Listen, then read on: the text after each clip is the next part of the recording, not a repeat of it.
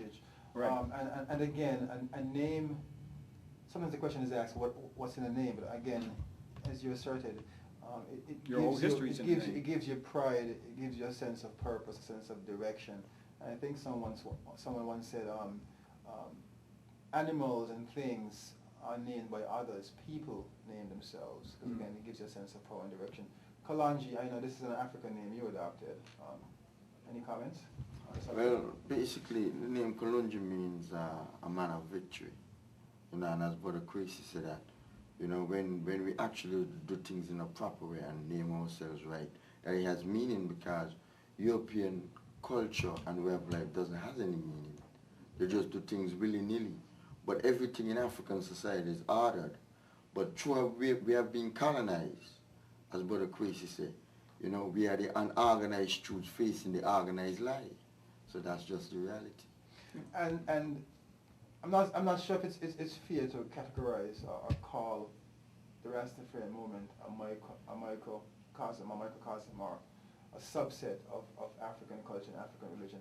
But how do you see yourself tying in as a Rasta to the whole Africanness, African spiritualness, the African movement? Well, it's just another branch of the same family. You see, because as Brother Kwesi said, when a tree grows, it branches off in different directions. But that's what our people have to understand, that like anybody else or any other part of the family, we have a right to determine our destiny, as long as you understand that your destiny is in sync with the root, right. That you understand where the root comes from, because the principles in doing anything are laid down, and once you follow the proper principles, you can't go wrong. And of course the Bible, the Holy Bible as we call it, you're familiar with, speaks about one growing locks, and of course this goes back to our African ancestry, also the whole notion of growing locked here, does it not? Let's go back, as I show our groups in the Cairo Museum. You have a Menehet of the 12th dynastic period, over 4,000 years ago, who you see locks. The hair is there. So locks has always been a part of our African culture, and that's what we've got to see. We are all one. But as we see, just like one may go to an apple tree to get apples, you may go to a cherry tree to get cherry, but it's all the trees that come from the earth. So the same with the African culture. It all comes up from Africa, but it all branches out in different directions, but it's all one. We cannot let it be separated. As long as we're going in the same direction as Africa. I grew up on reggae. That reggae music in my late teens and my early 20s was the spirit that drove me to Africa. You see, so again, it's all the same spirit. That's what we've got to look at. Yeah, I think also, as you mentioned, Kalonji, in the family, there has to be room to grow, and there has to be understanding of different feelings, different struggles, different energies, and different growth. And I think the African family is big enough to do that and accommodate that. Yeah, that's why you see that in the Caribbean, Rastafari, the Rastafari movement is the only indigenous form of a religious expression that came from African people. Yeah. You see? So that we have to understand that it's part of the same family. And then once we have respect for one another, you understand that we come from the root, which is Africa, then there wouldn't be no disrespect among us. Well said.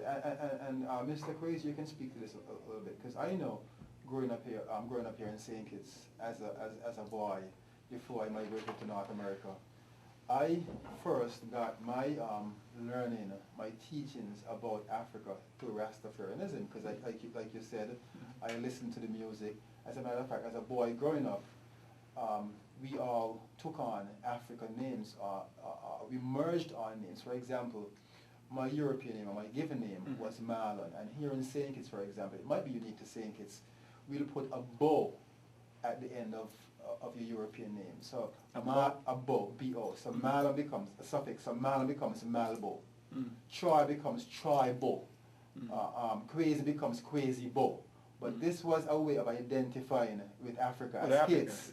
Because Bo and Ba in some form gave an African sense, an African sound.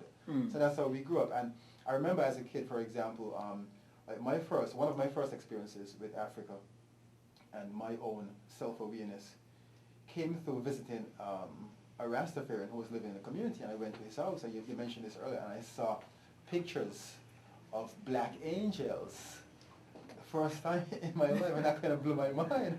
So I asked her about the Black Angels. I was like, yeah, this is where you came from. I went home and spoke to my mom, and I said, look, Mom, I went to a friend's house, and I saw black angels and a black Jesus, and of course she told me I was crazy, and I should shut the hell up and so forth. But this is where I first came into my teachings. And you start it right, and this is how we got to identify with ourselves, identify with our names, and like we say, we mention names like Ursama At Rasip Tipan Rawa Misu Muriaman. You see, and in children, you say it one time, they pick it up. But we as adults, we have the mental blockage. You say, what kind of name is that, or so forth. But I just said Ramsey. See, the Europeans call him Ramsey. You see the softness of Ramsey versus Ursama At Rasip Tipan. So it evokes power.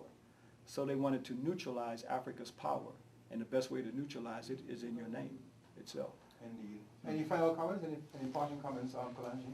No, but basically, as Brother Kwesi expound basically on our culture, and that's what we got to get our people to understand in the 21st century, that we are one and the same people, come from the same root. So all we have to do is just embrace each other, and don't let the divide and rule tactic, conquer us in the 21st century, because one and the same struggle. And Brother Kwesi, you have the final comments. Yes, we have to, as we say, each one teach one. And as my brother just mentioned, we have to pull ourselves together as a whole, traveling throughout the African continent. That's the beauty of Africa.